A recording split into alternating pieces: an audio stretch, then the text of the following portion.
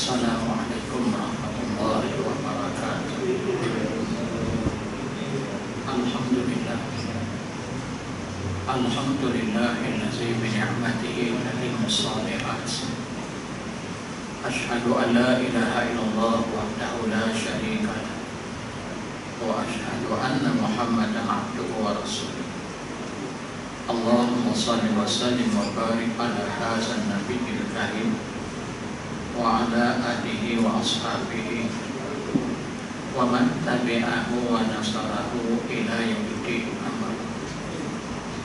Yang dihormati lagi dikasihi saudara pengurusi, Tuan Imam, saudara yang menganjurkan pengajian kita pada malam yang berbahagia ini, hati-hati jawatan puasa. Seterusnya muslimin, muslimat, hadirin hadirat, tuan-tuan dan puan-puan, para jemaah, anak-anak yang dikasihi sekalian. Syukur alhamdulillah kita masih lagi berada di permukaan bumi Allah. Mudah-mudahan kehidupan kita sentiasa mendapat keampunan daripadanya. Bukan saja keampunan, bahkan rahmat, kasih sayang serta redha daripadanya.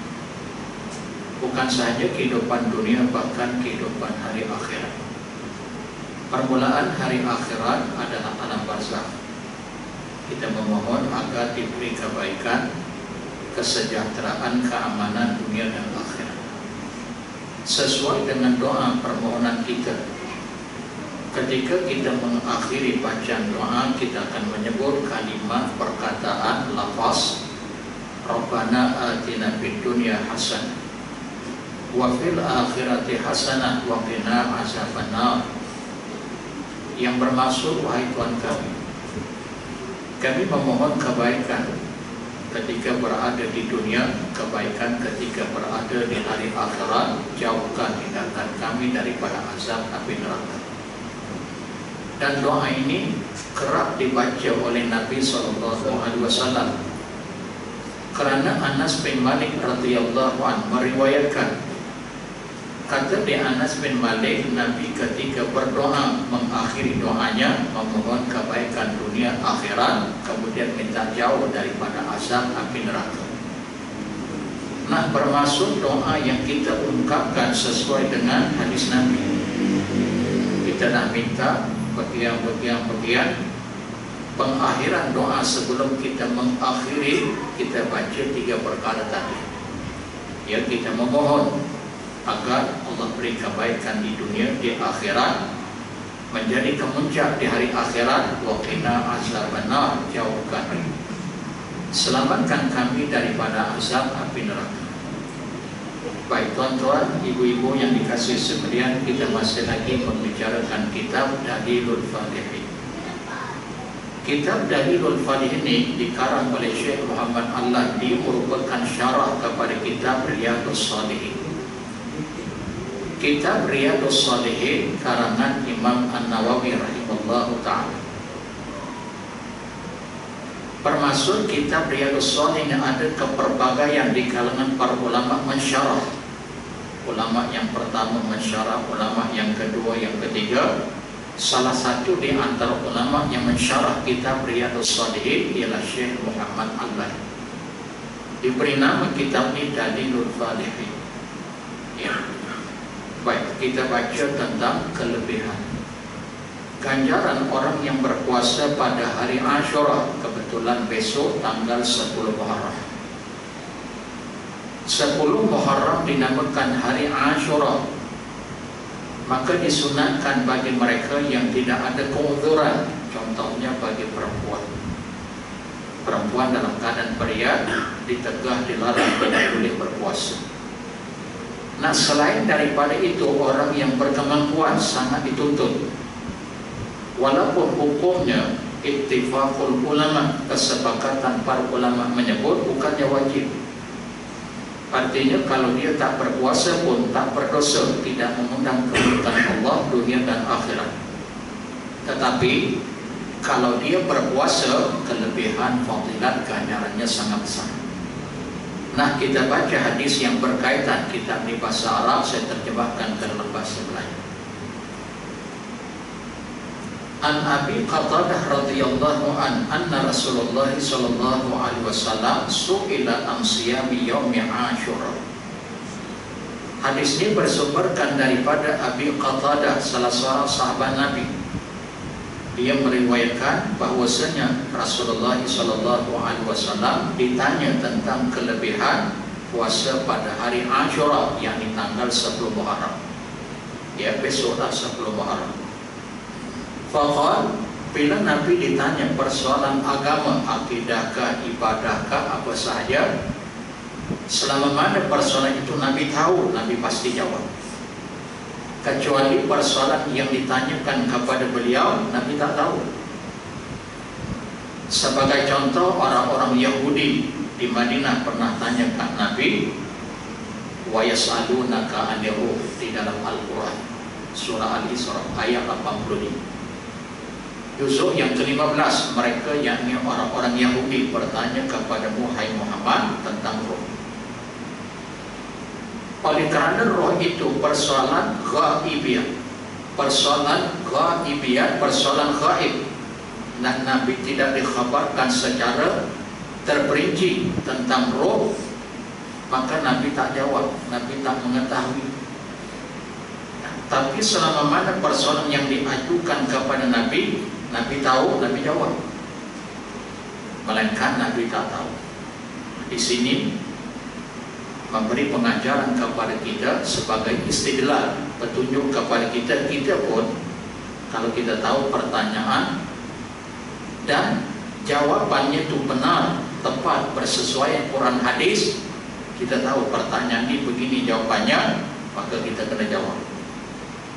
Sebaliknya, kalau kita tak tahu, kita jangan mengagak-agak atau kita jangan meneka-neka. Kalau kita tak tahu, bersifat jujur, amanah. Maaf, persoalan yang kamu tanyakan kepada saya tak tahu. Sama seperti Nabi, seorang yang as-sidqu wal amanah, benar dan juga amanah Nabi. Nah, persoalan roh tadi, oleh kerana Nabi tidak diwahyukan oleh Allah, Nabi tak jawab. Nabi mendiamkan diri. Akhirnya Allah turunkan wahyu, qulir ruhu min amri rabbi wa ma utitum minal ilmi illa qalila. Sebab itu dalam ayat tersebut ada perkataan, ada kalimat alif lam. Dalam bahasa Arab ni, bila ada alif lam itu ma'rifah. Maksudnya pengkhususan. Qulir ruhu, katakanlah Muhammad, ar-ruh, ada alif lam. Maksudnya pengkhususan roh itu Allah je yang tahu hakikat. Katakan oleh Muhammad kepada mereka yang bertanya, ar-ruh min amri rabbi, roh itu urusan Tuhanku. Jawab kepada mereka. Wa ma utitum minal ilmi illa qalila, tidak diberi ilmu pengetahuan tentang roh melainkan sedikit. Maka Nabi pun benar dan jujur. Nabi bagi tahu, maaf, aku tidak mengetahui secara terperinci, apa yang aku tahu sekadar ini. Manusia hidup kerana bersama dengannya ada roh, full. Nah, kembali pada pertanyaan tadi tentang kelebihan puasa pada hari Asyura. Faqal, lalu Nabi jawab, sebab Nabi tahu. Apa jawaban Nabi? Yukaffiru sanatal madiyah, puasa pada hari tersebut boleh mengkifaratkan dosa setahun yang terdahulu. Alangkah beruntungnya kita, Masya Allah wa tabarakallah, lebih kurang 13 jam kita imsak anil mufattirat, menahan diri daripada sesuatu yang membatalkan puasa. Tak makan, tak minum, dari sudut zahiriah, dari sudut batiniyah. Tak berdusta, mengumpat, memfitnah. Kita jaga dari soal batiniyah, lebih kurang 13 jam, tapi kelebihan fadilatnya sangat besar. Kan permula kita imsak azan subuh agak-agak 2-3 minit. Nah, azan subuh pukul 6:57 kita berhenti, stop. Dan bila masa kita boleh iftar, boleh berbuka nanti waktu maghrib, lebih kurang 7:28. Pukul 6 sampai 6, 12 jam, lajak 1 jam setengah, lebih kurang 13 jam setengah. Kita imsak, kelebihannya Allah mengkifaratkan dosa setahun yang terdahulu. Setahun 12 bulan ada 365 hari mengikut kalender Masihi. Ada 355 hari kalender Hijri. Bagaimana boleh berbeza, different, lebih kurang 10 hari? Kerana kalender Masihi mengikut putaran matahari. Bumi yang mengelilingi matahari dalam masa setahun ada 365 hari. Adapun bulan yang mengelilingi bumi dalam masa setahun ada 355 hari. Kerana jam, bulan, qamar memutari bumi itu perjalanannya lebih laju, lebih cepat. Sebab itu 355 hari. Kalau matahari kalender masih dia lambat. Dalam masa setahun 12 bulan 355 hari terampun dosa. Sebab sehari dia puasa lebih kurang 13 jam. Allahu Akbar. Maka oleh sebab itu kita jangan tidak-tidak, melainkanlah kalau benar-benar kita uzur. Maaf, saya bulan Ramadan pun saya tak boleh puasa kerana faktor usia, kerana faktor penyakit. Tapi ada satu keajaiban. Saya mengajar satu tempat. Ada satu orang pakcik waktu saya hidup ni, nak cerita sedih Ustaz, nak cerita keajaiban tentang puasa. Patutlah Nabi sebut dalam hadis tu sumu tasihu, walaupun hadis ni masih diperselisihkan oleh ulama ahlul hadis. Berpuasa olehmu kerana dengan puasa sehat. Ada ulama kata taim, ada ulama kata madha, tapi dari sudut makna pengkajian ilmu kedoktoran perubatan dia ada kebenarannya. Tak apalah, kita bukan nak bicara apa hadis tadi. Hadis ni ada perbahasan para ulama, ada kata taim, ada kata madha, ada kata taifun jidan. Tapi dari sudut ilmu perubatan betul. Ada seorang pakcik Ustaz, bila saya cerita-cerita bab kelebihan puasa sunnah ni, lalu dia mencelah. Habis kuliah dia mencelah. Tadi saya buat kuliah, saya masih kira dengan saya boleh dah ada ruang masa dah, boleh saya kata insyaAllah. Pasal habis kuliah, habis solat Isyak saya dah tak ada bahar. Cuma nak balik rumahnya, besar sikit. Tadi Ustaz cerita Allahu Akbar, saya ni Ustaz hidup bergantung pada ubat. Pagi ada makan ubat ni, kalau tengok ubat ni, ya Allah takut. Badan dipenuh dengan ubat. Pagi 3 biji, nanti tengah hari 6 biji, nanti malam 8 biji. Masuk malam itu maksudnya fatrahnya lebih kurang 4 jam, lebih kurang 3 jam. Tapi saya tak berapa ikut Ustaz, pasal hampir segenggam. Dia penuh dengan ubat badan. Saya makannya lebih kurang. Cuma nak ceritanya Ustaz, saya coba pagi, tengah hari, petang. Maksudnya fatrah puasa tu banyak. Saya kena makan ubat. Doktor bagi tahu jangan tidak-tidak ya pakcik kena makan ubat. Kalau pakcik tak makan ubat, pakcik jadi kolek. Kami tak bertanggungjawab. Terpulang pada pakcik, nasihat kata sehat, terpulang nasihat kami beginilah lebih kurang. Tapi saya diam, saya puasa. Bila puasa tak makan ubat. Tapi subuh tu saya makan, tapi saya bazar. Tak apalah, nanti kalau sekiranya saya rasa macam kolek, diri saya lebih saya tahu, nanti saya buka. Pasal ni kan puasa sunat, bukannya wajib. Dan Islam pun dia bukan membebani. La yukallifullahu nafsan illa usaha. Dia tak adalah baca ayat Quran tu, tapi bila dia cerita, saya faham. Tidak dibebani, tidak ditaklif, melainkan mengikut kadar kemampuan. Apatah lagi sunat, tapi saya puasa. Rupanya bila saya puasa, saya nampak macam satu kekuatan. Betul lah, lapar dahaga itu biasa, tapi tak boleh. Bila saya comparekan dengan makan ubat, macam tak pengayak, tak makan ubat sebab berpuasa lebih sehat. Tadi saya dah ceritakan kelebihan fadilat orang yang fasting, orang yang berpuasa, bagian-bagian betul Ustaz.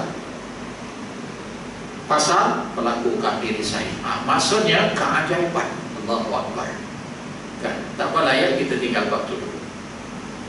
Bermasuk puasa pada hari Ashura mengkifaratkan dosa setahun yang terdahulu. apatah lagi besok kebetulan hari Isnin. Artinya kita berpuasa 2 dalam 1. Apa maksud 2 dalam 1? Sempena hari Isnin pun ia puasa sunat, kemudian terkebetulan hari tersebut, hari yang disunatkan berpuasa, jatuh pada hari Ashura sebelum Muharram. Allahu Akbar. Nah, orang yang beriman ini dia melihat nilai puasa yang sunat sangat besar faedahnya. Bukan maksudnya dia tak menilai yang wajib. Yang wajib itu tak dapat tidak kan? Tapi yang sunat ni, amalan sunat ni, contohnya macam solat tatawak, solat sunat, dia memandang nilainya besar. Ya, yang wajib itu kita tak payah nak bicara. Yang wajib tak dapat tidak. Kalau kamu tak mengerjakan, mengundang kemurkaan Allah, ada iqab, ada pembalasan. Tapi nak cerita yang sunat, nilainya sangat besar. Betul lah. Kalau tak buat, tak berdosa, tak mengundang kemurkaan, betul. Tapi nilainya besar. Allahu Akbar. Sebab itu orang yang beriman, dia akan buat amal sunat mengikut kadar kemampuan. Tak banyak sikit. Nah, kembali pada hadis tadi, hadis tersebut diriwayatkan oleh Imam Muslim. Ya, tidak ada ulama yang mendhaifkan hadis tersebut. Baik, habis satu pak.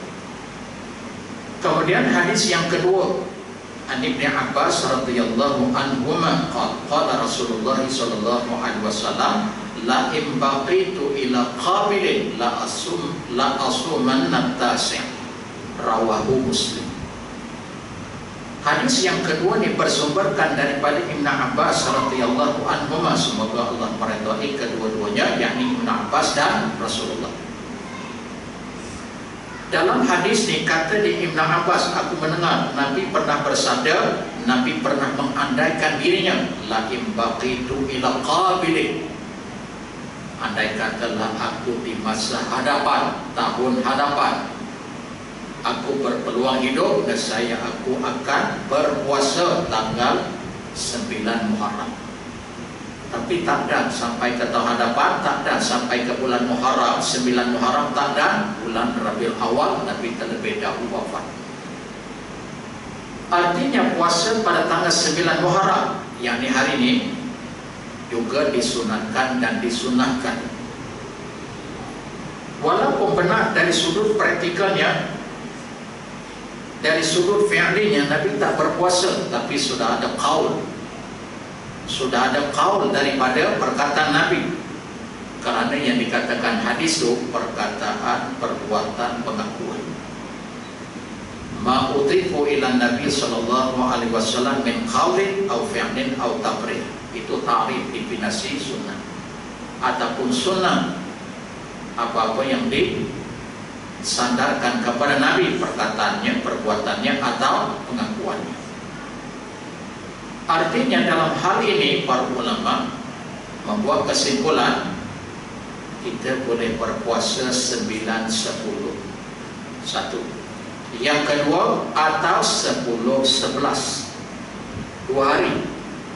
Besok hari Isnin 10, kemudian hari Selasa. Atau yang ketiga, puasa pada tanggal 10 Muharram sahaja. Puasa 10-11 juga ada sandaran hadis Nabi riwayat Imam Muslim. Kerana Nabi sebut begini, ada dalam kitab, khalifu ahlal kitab wasumu yauman qablahu wa yauman ba'dahu. Rawahu Muslim. Bersalahanlah kamu dengan ahli kitab, berpuasalah olehmu sehari sebelum atau sehari sesudah tanggal 10 Muharram. Nah, bermaksud boleh 9-10 atau 10-11, atau yang ketiga hanya semata-mata 10 Muharram. Ada 3 kaifiat, ada 3 cara. Kita boleh memilih salah satu di antara 3 cara tadi. Okey, habis waktu. Kemudian kita beralih kepada hadis yang lain, hadis tentang puasa sunat. Ya.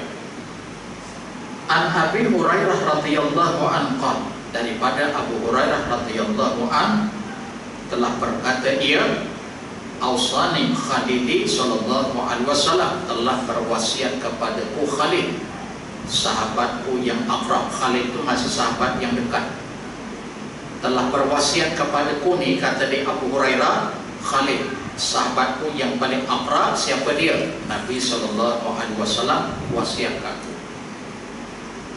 Apa yang dipesankan, diwasiatkan oleh Nabi? Bithalathin, 3 perkara.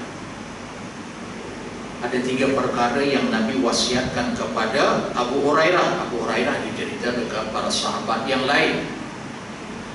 Walaupun Nabi wasiat hanya khususnya kat sahabatnya Abu Hurairah, tapi umum kepada sahabat-sahabatnya yang lain. Kerana kaedah usul fiqh ada menyebut, kaedah usul fiqh dihuraikan walaupun khususnya kepada sahabat, tapi secara umumnya kepada umatnya di kemudian hari. Ya. 3 perkara tersebut yang diwasiatkan oleh Nabi itu, pertama, siyamu thalathati ayyamin min kulli syahr. Kaedah tadi menyebut al-umum bi al-lafzu bi umumil lafz, al-lafzu bi umumil lafzi la bi khususis sababi. Al-ibrah bi umumil lafzi. Ibrah ni, pengajaran ni, kebaikan ini lafaznya umum, bukan kerana sebab yang tertentu. Artinya sebabnya Nabi pesankan dia ke Abu Hurairah, walaupun pesan saya khusus, umum kepada sahabat yang lain kan? Nah, yang pertama, berpuasa 3 hari setiap bulan.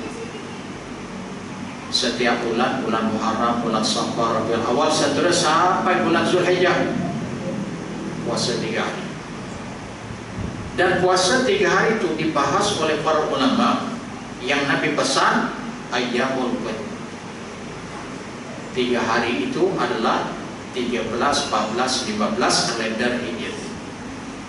Namanya ayyamul bid, berturut-turut 13, 14, 15. Tidak mengambil kira tentang hari. Walaupun hari itu hari Jumaat, kebetulan hari Jumaat itu 13, hari Sabtu 14, hari Ahad 15. Kita puasa bukan sempena harinya, tapi sempena ayyamul bid, 13, 14, 15, sempena dengan tarikh. Nah, ini perlu dipahami. Kadang-kadang ada orang keliru, Ustaz, hari Jumaat ni mana boleh puasa, hukumnya makruh. Kerana dalam hadis Nabi sebut la tasumul Jumaat, kamu jangan puasa pada hari Jumaat. Ya, itu sempena harinya. Tapi kita puasa ni sempena ayyamul bid. Saya puasa bukan pas hari Sabtu, kerana kebetulan hari Sabtu itu 14. Kalau hari Sabtu itu hari kebesaran, kebanggaan orang Yahudi. Hari Ahad kebesaran, kebanggaan orang Nasara. Kita hendaklah menyangkahi kebesaran orang Yahudi dan Nasara. Nabi tegas, jangan puasa hari Sabtu, jangan puasa pada hari Ahad. Kita puasa tu bukan sempena harinya, tapi kerana ayyamul bid. Nah, ini perlu dipahami.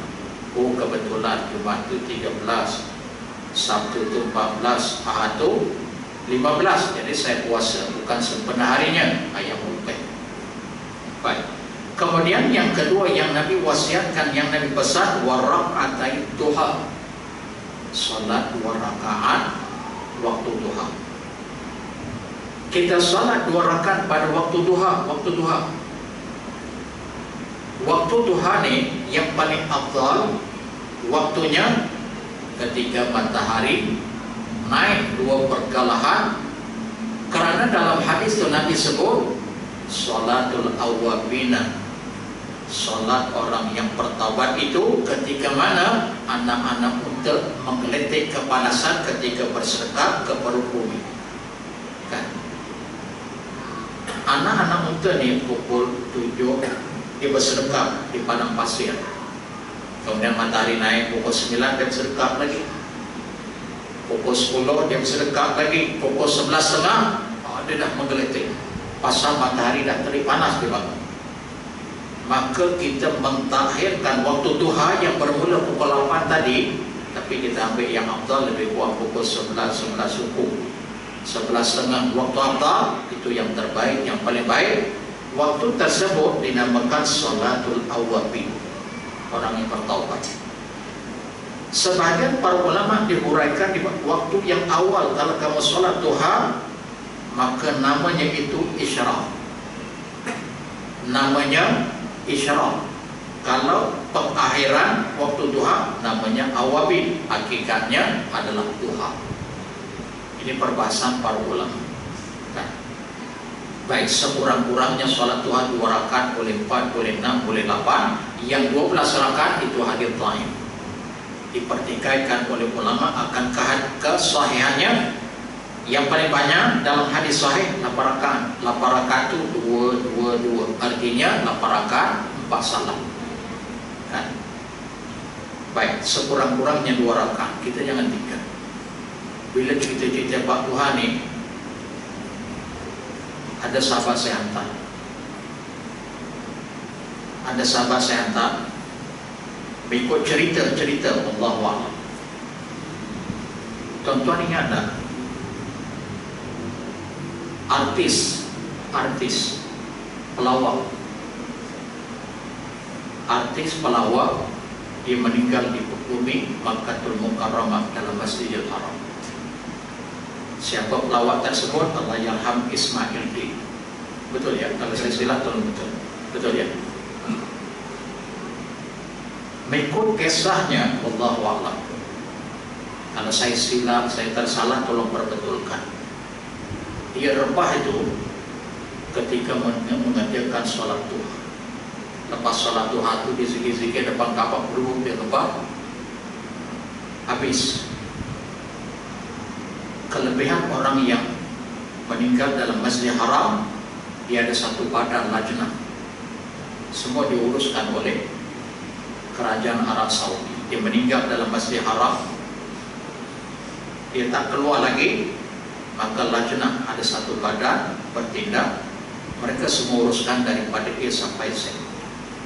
Kita tak ada keluar duit malah satu sen. Begitu juga dalam Masjid Nabawi. Ada sahabat saya, Masya Allah, dia meninggal dalam Masjid Nabawi, dikebumikan di Perkuburan Baqi'. Ada satu lajnah yang mengurus jenazah. Kita sedui pun kita tak akan keluar. Tapi syaratnya dia meninggal dalam Masjidil Haram, meninggal dalam Masjid Nabawi. Kalau dia balik ke hotel, dia susah apa, itu tak. Kan? Okey, tak apa, kita tinggal pak. Kemudian ditanya-tanya ke istrinya, Allah yarham ni, apa amalan dia, sehingga penyudahnya dia meninggal begitu. Rupanya arwah, kata di istrinya, dia selalu mengamalkan solat duha. Dia tak pernah tinggal. Dia, saya sebagai istrinya, saya lebih tahu. Kemana-mana pun dia pergi, saya perhati tengok, dia tak akan meninggalkan solat duha. Rupanya itu amalan istiqamahnya Allah tunjukkan. Wallahu ta'ala. Tapi kita jangan pula nawai itu kita, aku solat duha ni agar aku mati di depan Ka'bah. Kita jangan pula menawai itu kan begitu, meniatkan begitu. Biarlah aku buat solat duha ni supaya aku mati dalam Masjidil Haram, supaya aku mati dalam keadaan husnul khatimah. Ini nawai itu aku buat solat duha. Masya Allah, bukan begitu. Kelebihan orang yang melakukan kebaikan pasti bahagian masing-masing. Kita buat solat ni tak kira fardu ke sunat, mesti kerana Allah. Cuma Allah takdirkan ini pengakhiran hayat dia. Masya Allah. Setelah itu ada orang tanya, Ustaz, betul ke Ustaz? Ada Ustaz bagi tahu.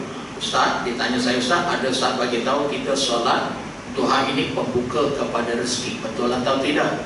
Oh, saya demi. Dalam hadis Nabi tak pernah menjelaskan solat duha pembuka kepada rezeki, tak ada. Ada tu macam mana satu bagi tahu begitu? Dia begini ceritanya. Waktu duha ni Nabi kan memerintahkan selepas solat subuh kita kena rajin. Petani, pesawah, peladang nelayan, kehidupan duniawi, matahari naik. Nanti bila matahari nak terbenam, stop lebih gede. Urusan kita dengan Allah cukup-cukuplah hal ini. Tapi bila matahari naik, kita kena bekerja. Jangan malas, jangan meminta-minta. Malas satu bab, kemudian meminta-minta. Islam tak memerintahkan sedemikian. Sebab itu ada doa, Allahumma inni a'udzubika minal ajzi wal kasal. Wahai Allah, aku minta lindung daripadamu sifat lemah dan sifat malas. Dia kaitan lemah dengan malas tu macam adik-beradik. Lemah je tak pemainnya tu yang jadi malas. Kamu sehat tak? Sehat. Sempurna dapat? Sempurna pasal apa? Ada mood lah. Pasal apa tak ada mood? Entahlah. Dia tak ada jawapan entahlah. Cuba terai kamu bekerja, boleh tak? Boleh. Dah tu. Kan? Doa-doa juga mesti usaha dan akhir.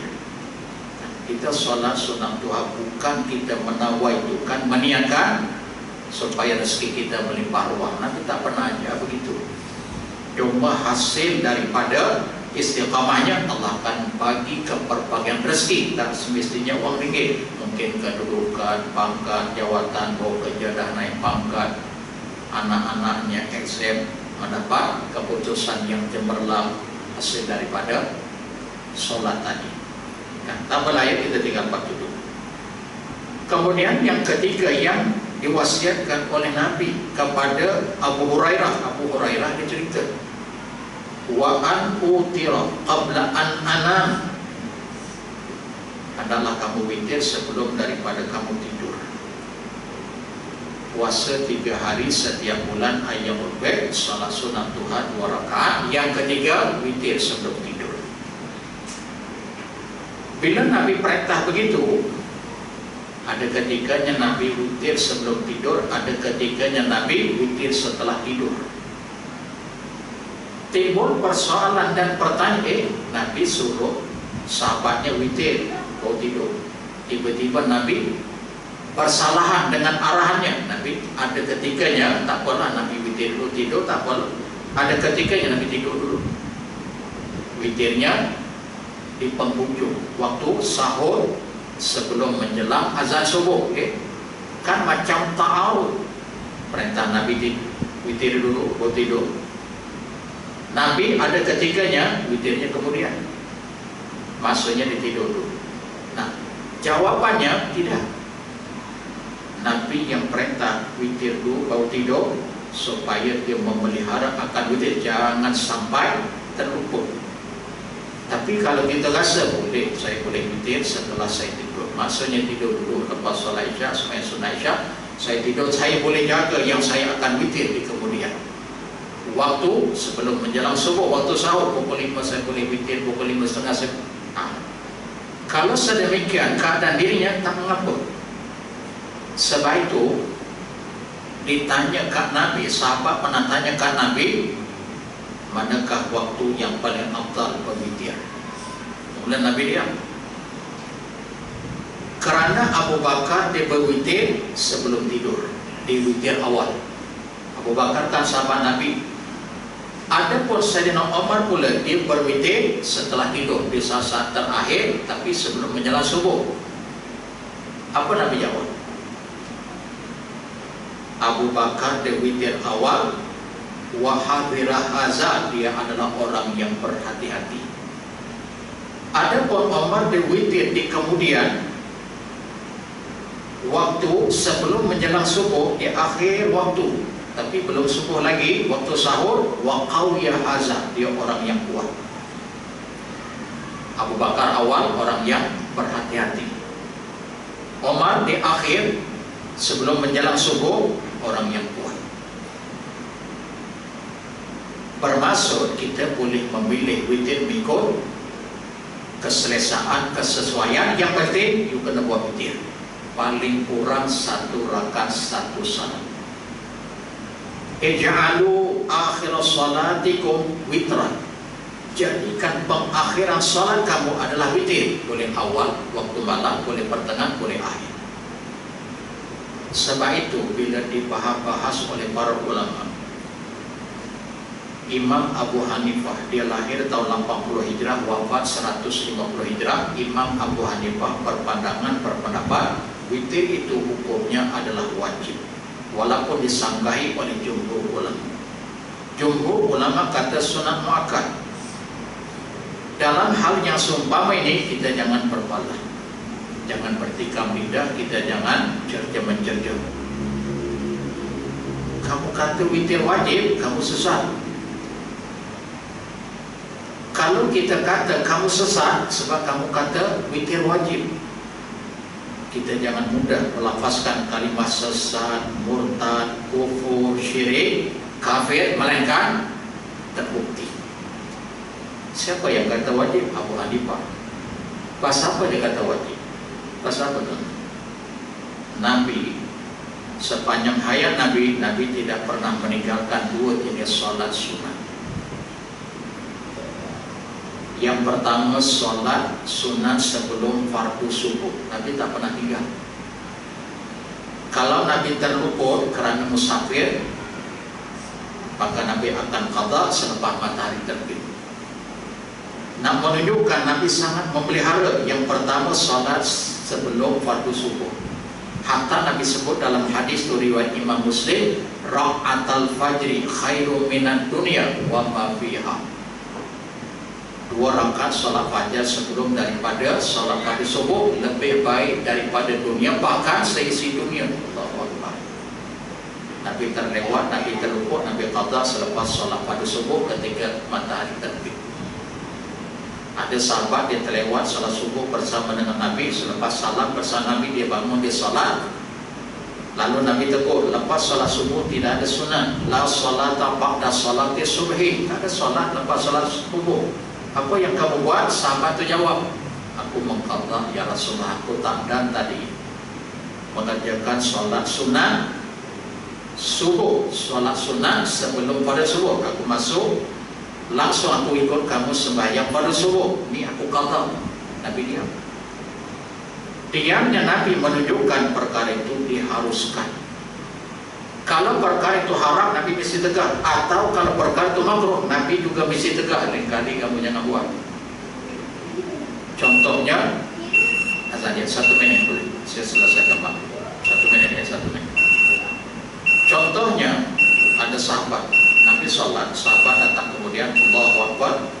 Kemudian Nabi baca Al-Fatihah, Nabi baca surah, lepas Fatihah, kawan itu dibaca Al-Fatihah kuat. Bismillahirrahmanirrahim. Alhamdulillah. Nabi dengar. Lepas solat, Nabi tanya, siapa tadi yang baca Al-Fatihah semasa aku solat ketika aku baca surah? Saya, Rasulullah. Lain kali kamu jangan lagi baca surah Al-Fatihah. Maksud Nabi tegur itu bukan haram, cuma makruh. Tapi Imam Syafi'i tetap berpandangan makmum baca Fatihah ni termasuk hukum qauli. Tapi jumhur kata tidak. Yang baca tu, baca Al-Fatihah tu, kalau dia imam, kalau dia solat bersendirian, fardu sunat, dia kena baca. Tapi kalau status makmum, kalau dengar dia imam ni baca surah, dia kena diam.